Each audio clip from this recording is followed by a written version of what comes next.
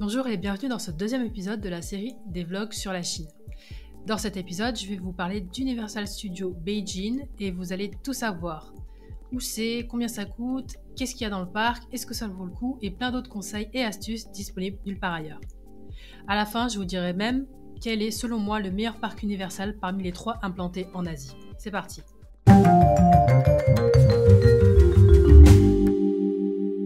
Notre deuxième jour à Pékin, on a décidé de le passer à Studio Universal Beijing. C'est un nouveau parc qui a été construit en 2021.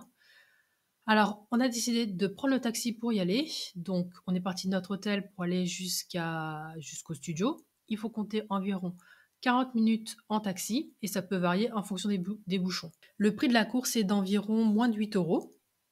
Le prix d'entrée pour le parc varie en fonction de si c'est un jour de semaine, si c'est un jour le week-end et si ça tombe pendant les fêtes.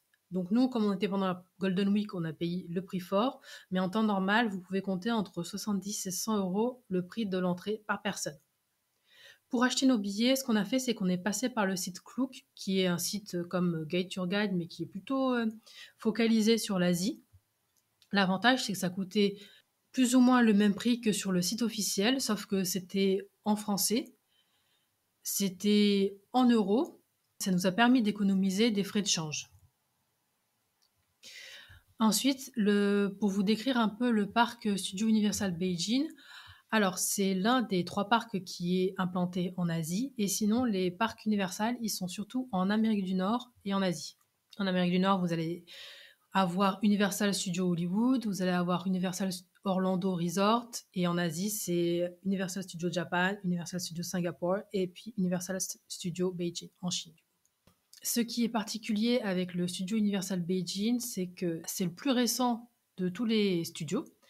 Il a été inauguré en septembre 2021 et c'est aussi le plus grand. Il va se distinguer avec des univers qu'on va retrouver seulement à Pékin, comme l'univers Kung Fu Panda. En termes de zone à explorer, vous avez la zone Hollywood Boulevard qui est commune, je pense, à tous les parcs, parce que je l'ai vu à Singapour et je l'ai vu aussi au Japon. Ensuite, vous allez avoir Jurassic World. Vous allez aussi avoir du coup l'univers Kung Fu Panda, l'univers Transformers, l'univers Harry Potter, qui est commun aussi, il me semble, à tous les parcs Universal sauf à Singapour. Là, je ne l'ai pas vu. Vous avez l'univers Mignon et vous avez l'univers Waterworld. Du coup, si vous allez au parc Studio Universal Beijing, vous avez 7 univers. L'univers Harry Potter, l'univers Transformers, l'univers Kung Fu Panda, l'univers Hollywood, l'univers Waterworld, l'univers Mignon et l'univers Jurassic World. Donc, si vous y allez, vous allez arriver par le parking qui est tout en bas. Vous allez devoir remonter entre les différents magasins et restaurants. Et vous allez rentrer par l'hôtel principal. Si vous n'avez pas acheté de billet, il y a une billetterie qui est sur le côté par ici. Vous allez rentrer, vous allez arriver dans l'univers Hollywood, comme dans la plupart des studios Universal. Et ensuite, on va commencer directement par le Land des Mignons. Dans le Land des Mignons, vous avez une expérience qui est Despicable Me Minion Mayhem. Vous avez le Loop-de-Doop-de qui est un roller coaster et puis un Super Swirly qui est un autre roller coaster et les deux sont des attractions familiales. Ensuite, on va aller dans la Land Harry Potter avec le vol de l'hippogriffe et l'attraction Harry Potter Forbidden Journey. Donc là, vous avez un roller coaster et là, à côté, vous avez une expérience immersive type ce que vous pouvez trouver au Futuroscope, sauf que là, vous devez mener une mission à vol de balai. Ensuite, vous avez ici tout ce qui est Waterworld, c'est là qu'a lieu le spectacle. Ensuite, vous allez arriver dans l'univers immersif de Kung Fu Panda avec 5 attractions différentes. L'attraction Kung Fu Panda Journey of the Dragon Warrior qui se passe dans un bateau. Ensuite, vous avez le Kung Fu Training Camp qui est une aire de jeu interactive. Vous avez Lanterns of the Legendary Legend qui est un roller coaster, si on peut dire. Ensuite, vous avez le carrousel. Et ensuite, vous avez les Kung Fu Games. Ensuite, on passe à Transformers. Vous avez Battle of the All-Star qui est une attraction, un simulateur 3D. Là, vous avez Decepticoaster, qui est un roller coaster, comme son nom l'indique. Et ensuite, vous avez Bumblebee Boogie, qui est un spinner, un roller coaster spinner. Ensuite, on va arriver dans le land univers Jurassic World, où vous avez le Camp Jurassic qui est une aire de jeu pour enfants. Là, vous avez le Jurassic Flyers qui est une attraction où vous êtes en fait suspendu. Et vous avez ensuite le Jurassic World Adventure qui est un endroit où normalement vous pouvez rencontrer des automates de dinosaures. Voilà, on a fait le tour du parc. Autre info que je peux vous donner, c'est que en fonction des saisons, il peut y avoir aussi des thématiques en plus dans le parc. Nous, comme on y était pour Halloween, on avait tout ce qui était Halloween Horror Night, donc on avait des attractions supplémentaires sur le thème de l'horreur. Il y en avait 4. Par contre, ça ouvrait à partir de la nuit, donc c'était, je sais plus, c'était 18 h, il me semble. Nous, on avait fait toute la journée, donc on n'est pas resté pour tester ces attractions. J'ai juste eu le temps de faire la maison hantée, qui du coup était une maison vraiment sans fin. Je crois qu'on n'allait jamais sortir de cet endroit. Si vous venez pour des occasions particulières, il peut y avoir des thématiques et des attractions en plus dans le parc. Maintenant, vous avez toutes les informations sur le studio Universal Beijing.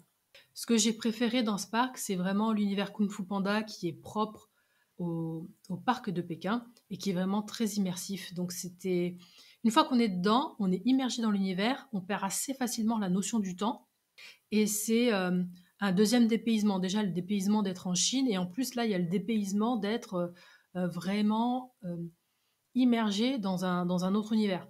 En vrai, mon espace préféré c'est Harry Potter. Mais comme il est presque dans tous les parcs Universal, je préfère mettre en avant quelque chose et un univers qui rend le parc de Pékin unique. Après, mes conseils pour bien profiter du parc, de mon expérience et de ce que j'ai vu, nous on est venu à l'ouverture, on est allé directement dans les univers qui nous intéressaient et ceux qui sont le plus fréquentés, c'est-à-dire celui de Harry Potter. Si vous y allez dès le début, il n'y aura pas trop de monde, vous pourrez en profiter, pas besoin de fil. Ouais, si vous voulez être le plus tranquille possible, venez le matin et allez-y en semaine. C'est vraiment, c'est pas blindé. Et puis nous, on y était en pleine Golden Week et ça allait. Donc je pense qu'en temps normal, c'est un parc qui est plutôt calme. On arrive à la fin de cette vidéo et comme promis, je vais vous donner mon classement des meilleurs parcs Universal Studios en Asie. Alors en troisième place, je vais mettre celui de Singapour parce que pour moi, il n'y avait pas d'univers marquant contrairement aux deux autres parcs, celui d'Osaka et celui de Pékin. Et quand on y est allé, il y avait un univers Madagascar qui était en pleine construction ou en pleine rénovation. Donc on n'a pas pu en profiter, donc on s'est vraiment retrouvé sur des landes sympas, mais ça n'a pas rendu l'expérience marquante. Après, son avantage, c'est que c'était le moins cher des 3 parcs Universal. En deuxième place, moi je vais mettre le parc Studio Universal Osaka parce que c'est blindé. Même si je préfère l'univers Mario Kart à Kung Fu Panda, je trouve que l'univers Kung Fu Panda, il est plus immersif et il y avait moins de monde dans cet espace, donc c'était plus appréciable. Après, l'univers Harry Potter, il est mieux fait à Osaka qu'à Pékin, même si à Pékin, on peut plus se balader dans Poudlard qu'à Osaka. Et en première place, je vais mettre le studio Universal Beijing parce qu'il y a Harry Potter et il y a Kung Fu Panda, qui sont deux univers qui sont vraiment bien faits et immersifs. Et c'est ce qui rend ce parc unique et qui va venir vraiment le différencier d'un parc Disney. Voilà, on arrive à la fin de ce deuxième jour en Chine et de ce deuxième épisode.